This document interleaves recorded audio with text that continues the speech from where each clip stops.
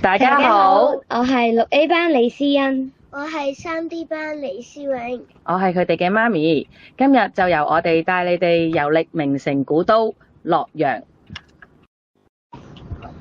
我哋會介紹下洛陽嘅位置，佢喺歷史上嘅重要性，同埋遊玩景點，仲有前往洛陽嘅方法。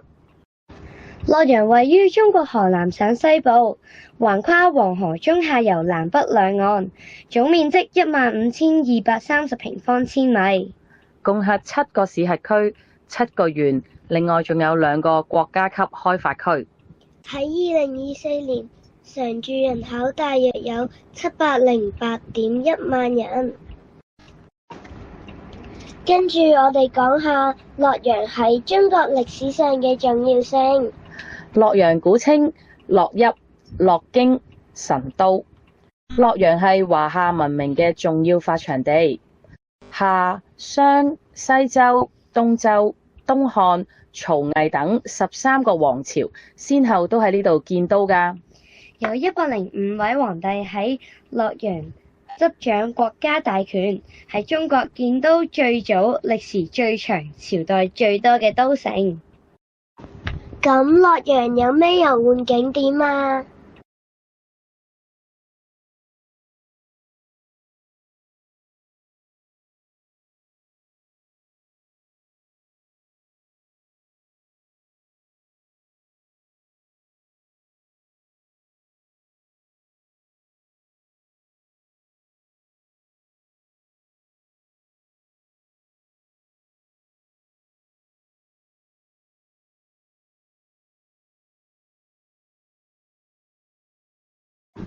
洛陽其中一個景點係龍門石窟。龍門石窟位於河南省洛陽市城南13公里，同山西雲岡石窟、敦煌石窟，仲有甘肅天水墨積山石窟，合稱為中國4大石窟。龍門石窟建於北魏，最大嘅佛像係盧舍那大佛，高17.14米。喺2000年，聯合國教科文組織將龍門石窟列入世界遺產名錄。第二個景點係白馬寺。白馬寺通常指位於河南省洛陽市嘅白馬寺，係佛教傳入中國後第一座官辦寺院，建於東漢永平11年。西元68年，係中國最早嘅官辦寺院。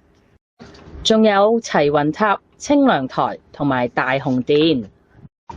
洛陽嘅狄仁傑墓係必去之處，唐代名相狄仁傑嘅長眠地。墓前碑刻有狄良公墓，為清代重立嘅。遊客仲可以掃碼參與神探破案嘅 AR 遊戲，解密武周時期嘅懸案㗎。仲有啊，老君山嘅風景好靚㗎。老君山風景名勝區位於中國河南省洛陽市西南方嘅暖川縣，係伏牛山脈嘅主峰，仲係國家5A 級嘅旅遊景區呢。老君山位於海拔2217米，傳說老子都喺呢一度歸隱修煉嘅，以山頂嘅道觀建築群聞名。山頂嘅道觀喺燈光亮起之後，景色尤其壯觀。天氣晴朗嘅時候，仲有機會喺山頂欣賞到雲海、日出同埋夕陽。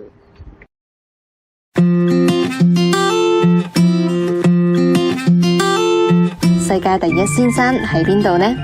佢就係喺河南洛陽。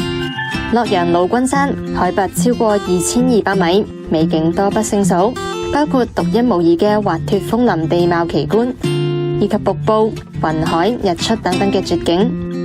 呢度最早叫做景室山，即係美景集於一室嘅意思。風景有幾靚，可想而知。除咗自然景觀，聳立山巔嘅金頂道觀群更加係令人驚嘆。呢啲建築全部採用咗明清宮殿形式，亮寶台、玉皇頂同五武金殿，更打造咗金頂，光彩奪目，華麗又莊嚴。喺雲海入面若隱若現，真係好似天上宮殿一樣震撼人心。不過老君山嘅先山之名唔單止係因為風景，相傳太上老君就係喺呢度歸隱修煉，所以老君山自古就係道教聖地，已經有2000幾年嘅歷史。早喺1500幾年前嘅北魏時期，啲人就喺山上面建立咗老君廟以作紀念。唐太宗李世民更加將山名改做老君山，沿用至今。而家老君山已經成為咗旅遊勝地，要欣賞自然風光，又或者感受道教文化，相信都係一個好去處。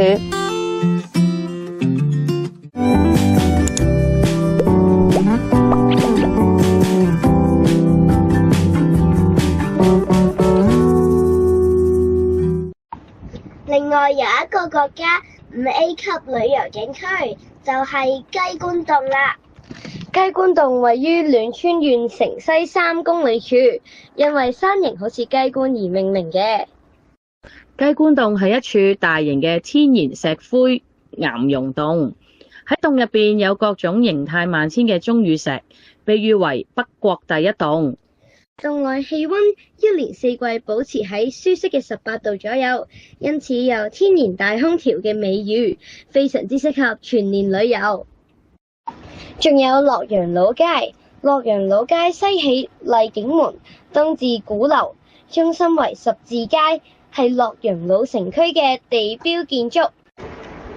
洛陽老街建於隋唐時期，現存嘅建築多數為青磚灰瓦、雕花門窗嘅明清仿古風格。